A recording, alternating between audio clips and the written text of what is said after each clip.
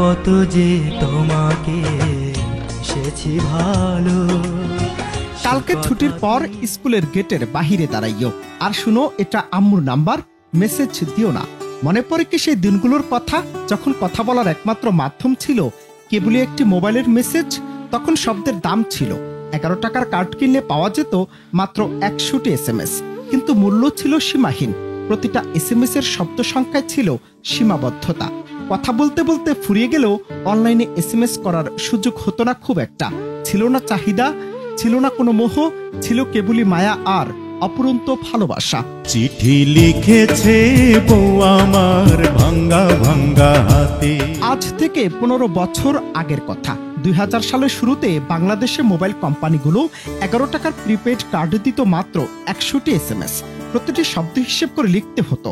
একটি শব্দ লিখতে কিপ্যাডে একাধিকবার চাপলেও বিরক্তি আসতো না, বরং প্রতিটি বার্তা পৌঁছাতো ভরপুর আবেগ নিয়ে। তখন মেসেজ বড় হয়ে গেলে কেটে ছোট করতে হতো, আবার কখনো অপেক্ষা করতে হতো দীর্ঘ 5 থেকে 10 মিনিট একটি রিপ্লাইয়ের জন্য।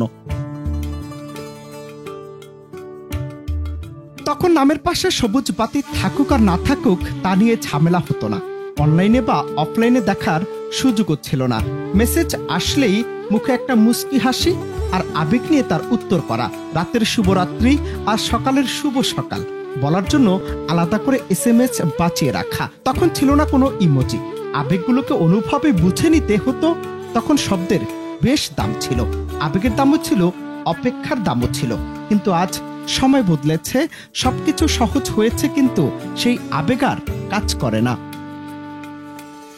তরুণ প্রজন্ম কিংবা প্রেমিক প্রেমিকার আবেগও তখন ছিল ভিন্ন। দেখা করার সুযোগ কম হলেও কয়েক লাইনের মেসেজই হয়ে যেত এক একটা দিনের সম্পূর্ণতা। পরিবার কিংবা বন্ধুদের খোঁজ নেওয়ার মাধ্যমও ছিল সেই ছোট মেসেজ। কিন্তু আজ এক ক্লিকে ভিডিও কল, মেসেঞ্জার, হোয়াটসঅ্যাপ কিংবা ইমোজিতে ভরপুর চ্যাট, সবকিছু হাতে নাগালে। যোগাযোগ অনেক সহজ হলেও সে অপেক্ষার আনন্দ, শব্দের সাশ্রয়ের কৌশল কিংবা একটি রিপ্লাইয়ের জন্য বুকের ভেতর ধুকপুক করা, এসব আর খুঁজে পাওয়া যায় না। তাই প্রযুক্তি যতই উন্নত হোক, মোবাইল ফোনের সেই চিঠির সময় হয়তো চিরকালেই থেকে যাবে আলাদা এক আবেগময় স্মৃতি।